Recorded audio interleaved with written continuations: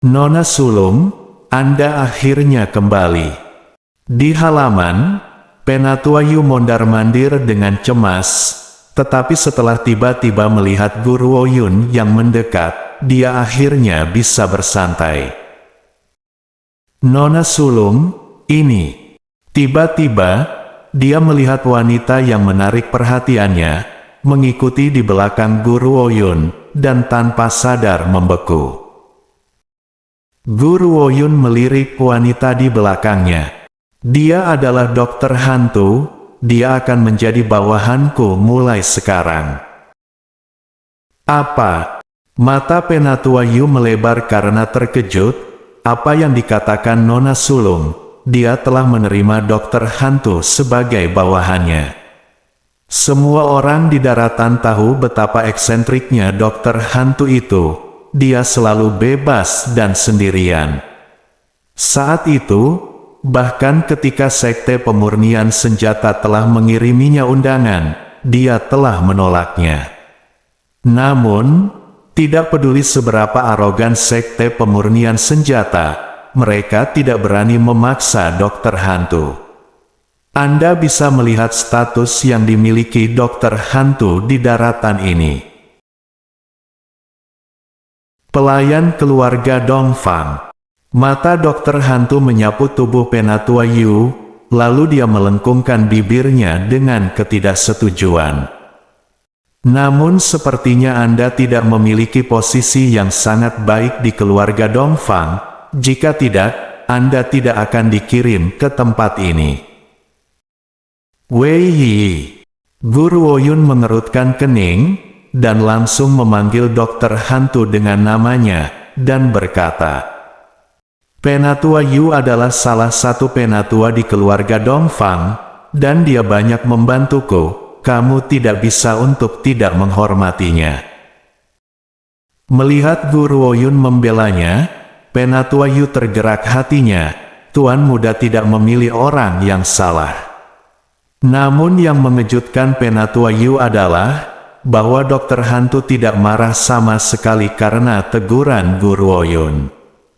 Dokter hantu selalu cenderung pada temperamen yang meledak-ledak.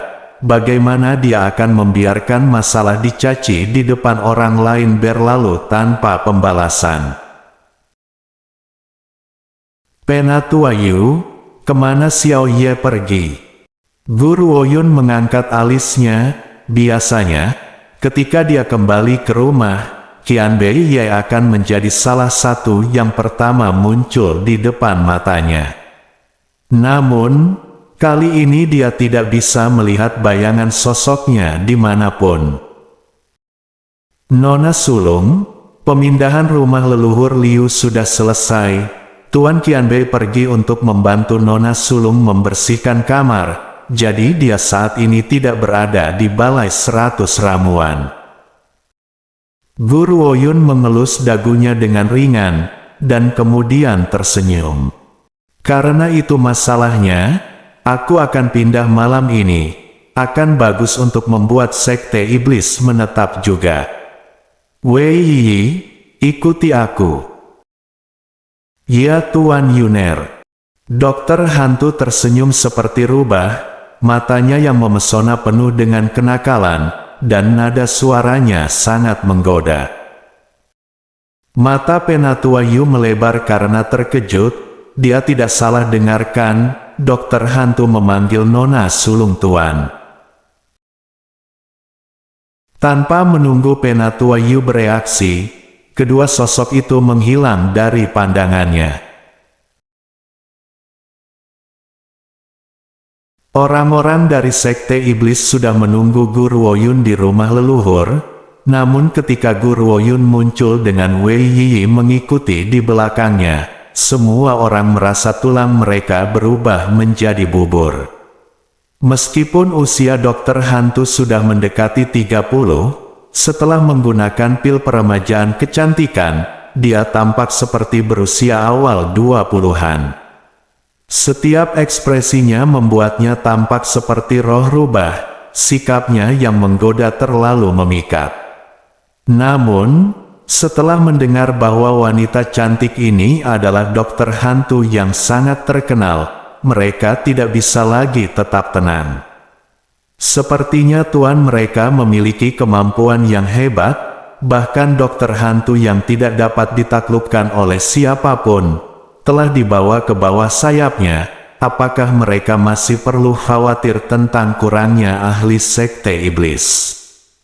Terutama San Feng, dibandingkan dengan ejekan sebelumnya terhadap Guru Ouyun, sikapnya sekarang berubah menjadi kegembiraan yang tak ada habisnya, karena dia mengikuti tuan ini, balas dendamnya sudah dalam jangkauan. San Feng, Mo Yu, tangani pengaturan untuk sekte iblis. Jika kalian tidak mengerti sesuatu, tanyakan saja pada dokter hantu, dia lebih berpengalaman dari kalian. Satu hal lagi, aku akan berkultivasi tertutup selama sebulan. Dalam 1 bulan ini, tidak ada yang boleh menggangguku. Ya tuan. San Feng dan Mo Yu secara bersamaan mengangkat tinju mereka untuk memberi salam, saat mereka menjawab dengan hormat. Karena Guru Ouyun pindah dari Balai 100 Ramuan, baik Ling Yu maupun Zuo Shangchen tidak dapat menemukannya. Zuo Shangchen tidak mengatakan apa-apa dan hanya berbalik pergi, namun Ling Yu tidak begitu mudah untuk disingkirkan. Aku membawa dekret kekaisaran selir kekaisaran, bawa Guru Ouyun ke sini untuk menerimanya sekarang. Ling Yu mengangkat dagunya tinggi-tinggi, saat matanya yang serakah, mendarat di banyak ramuan berharga di dalam Balai 100 Ramuan. Jika dia bisa mendapatkan Balai 100 Ramuan ini, maka putra mahkota pasti akan memperhatikannya. Dari sana, langkah logis berikutnya adalah menjadi permaisuri putra mahkota, dan suatu hari nanti, dia akan menjadi permaisuri, ibu bangsa. Dia tidak ada di Balai 100 Ramuan kami, Anda datang ke tempat yang salah. Kulit Penatua Yu tidak terlihat bagus saat dia menjawab tanpa ekspresi. Aku tidak peduli di mana dia, bawa dia ke sini untuk menemuiku sekarang juga. Ling Yu dengan dingin tersenyum. Kecuali dia ingin tidak mematuhi perintah kekaisaran, saat itu bahkan Balai 100 Ramuan Anda tidak akan bisa melindunginya. Selanjutnya, selir kekaisaran memiliki keputusan lain. Balai 100 Ramuan melindungi pembunuh kakekku, dan dengan demikian, kalian akan dijatuhi hukuman. Namun, selir kekaisaran itu penyayang. Jika Anda menyerahkan Balai 100 Ramuan, maka kami akan meninggalkan Anda dengan hidup Anda. Tentu saja kalimat terakhir itu adalah ide Ling Yu sendiri. Dia telah mengincar Balai 100 Ramuan lebih lama dari hanya 1 atau 2 hari. Mengapa dia tidak menggunakan kesempatan ini untuk mengambil Balai 100 Ramuan ke tangannya sendiri? Bahkan jika selir kekaisaran marah padanya nanti, dia bisa menawarinya ramuan berharga di dalam Balai 100 Ramuan, dan menghilangkan ketidakbahagiaan di hatinya. Ling Yu telah merencanakan semuanya dengan indah, sayangnya, itu tidak mudah untuk melaksanakan rencananya.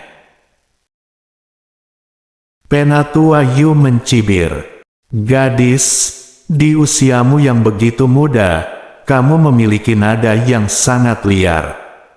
Orang tua ini akan melihat, bagaimana tepatnya kamu akan mengambil semua hidup kami. Dia telah hidup selama bertahun-tahun, dan ini adalah pertama kalinya dia bertemu dengan gadis kecil yang begitu berani. Bahkan jika Balai 100 Ramuan menjadi milik Guru Ouyun sekarang, setidaknya dia masih anggota keluarga Dongfang. Keponakan seorang selir kekaisaran ingin membunuhnya, itu benar-benar konyol.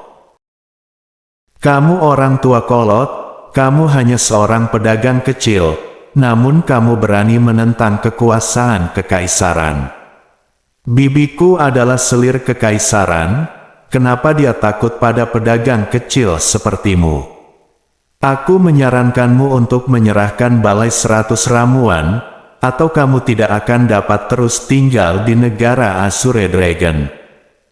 Ling Yu dapat melihat bahwa Penatua Yu menduduki posisi kekuasaan dan rasa hormat di Balai 100 Ramuan, jadi dia menganggapnya sebagai pemilik sebenarnya dari Balai 100 Ramuan yang bekerja di belakang layar. Adapun Guru Woyun, dia bahkan tidak mempertimbangkannya. Guru Woyun hanyalah seorang gadis kecil.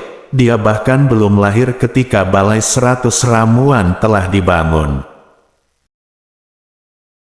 Bagus, sangat bagus. Penatua Yu sangat marah sehingga dia mulai tertawa, matanya menyemburkan api. Aku ingin melihat bagaimana kamu akan melakukannya. Tunjukkan padaku mengapa aku tidak bisa terus tinggal di negara Azure Dragon. Aku mencoba memperingatkanmu, tetapi aku melihat bahwa kamu tidak akan mengindahkan peringatanku. Ling Yu mencibir dan melambaikan tangannya, berbicara kepada orang-orang di belakangnya. Penjaga, bawa orang tua kolot ini untuk melihat selir kekaisaran. Namun, saat dia selesai berbicara, sosok lelaki tua itu tiba-tiba menghilang. Ketika dia muncul lagi, dia sudah berada di depan Ling Yu. Ling Yu bahkan tidak bisa bereaksi, ketika telapak tangan Penatua Yu menghantam dadanya dengan keras, dan seluruh tubuhnya terbang mundur.